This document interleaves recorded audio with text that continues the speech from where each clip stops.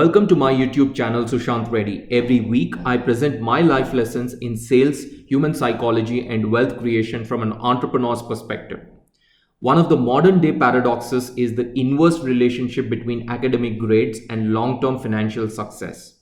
I have a lot of empirical data from my school, undergrad, postgrad days, as well as my entrepreneurial experience that points to an observation that class toppers don't usually end up making a lot of money in life. Reunions are a great place to understand this paradox. In this episode, I run a few thought experiments to understand this fundamental inconsistency. The root of this paradox, in my opinion, lies in middle class values. As a kid, I was good at math and always tried to fit life into mathematical equations. Like every middle class family, my family professed virtues of discipline, hard work, and sacrifice. I could roughly sum up all my family teachings regarding financial success into a simple formula. Financial payoff is choices that you make multiplied by the efforts that you put into those choices. Choice is the kind of school you go to, the friends that you spend time with, the place your family stays at, the higher education stream you pick, the life partner you choose, and so on.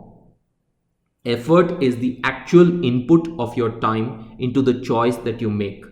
Family values, religion, culture, and success stories of other family members are all tools used by the family to inculcate the virtue of effort in their kids. Now, what is invisible in this formula is the ideology driving it.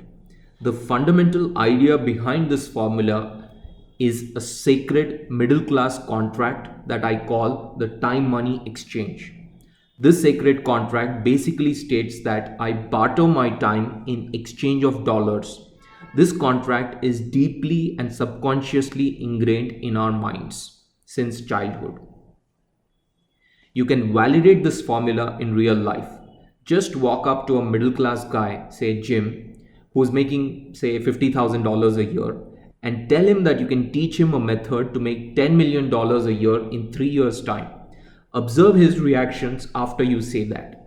Mostly he would respond by asking if you're offering him a lottery ticket, or saying that it is impossible and politely cutting you off, or suspecting you to be a scamster.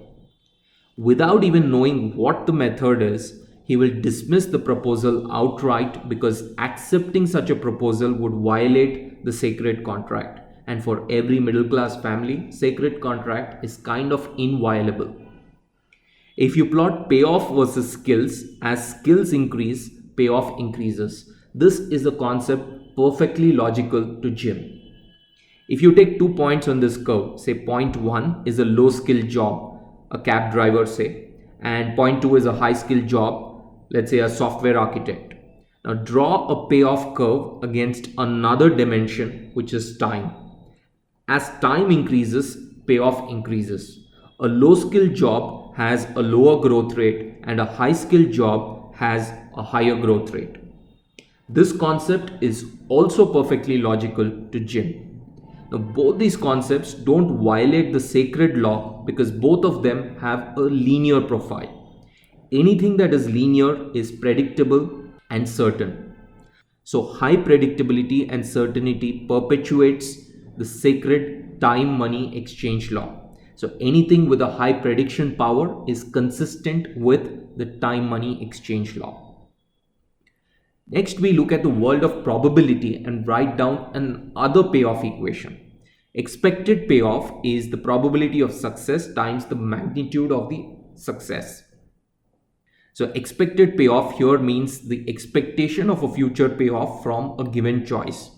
This could be way different compared to the actual payoff. To understand this better, let's take an example. Suppose I have two cars, a Toyota Camry and a Porsche Cayenne. Every time a Camry goes for servicing, you get a bill of say $1,000. And every time a Porsche goes to a workshop, you get a bill say $8,000. If I tell you that on an average, I am paying the same annual bill for Porsche and Camry and that there is a 10% chance my Porsche breaks down in a year, you can make an intelligent guess that Camry must be having a lot of quality issues and is probably 80% likely to end up in a workshop. That's because expected maintenance cost of Porsche is 10% times 8,000, which is the amount that you spend each time the vehicle goes to a workshop. So that's $800. Expected maintenance of Camry is $1,000 multiplied by the probability. In order for the expected maintenance to be the same as that for a Porsche, the probability must be 80%.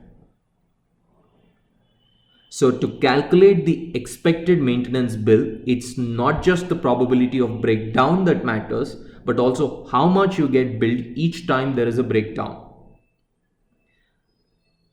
Now let's go back to our original formula, which is expected payoff is the probability of success times the magnitude of success. As I highlighted before, middle class always likes choices with a high degree of predictability. They place a premium on knowledge that helps them increase their prediction power. Higher the prediction power, more the probability of success, and hence more the certainty of payoff.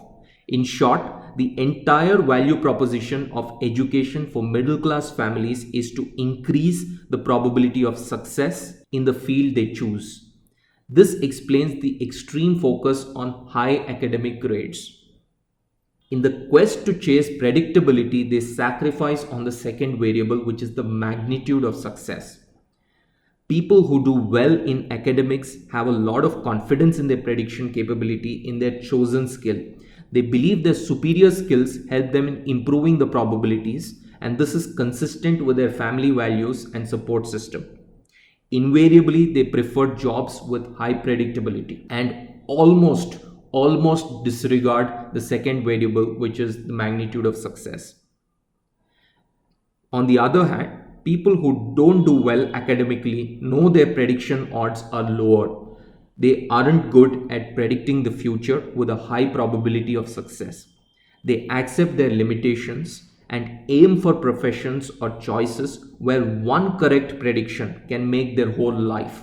So the focus is not on being right all the time. The focus is on getting a high payout whenever you become right. This is because they chase low probability outcomes but which have a huge payoff.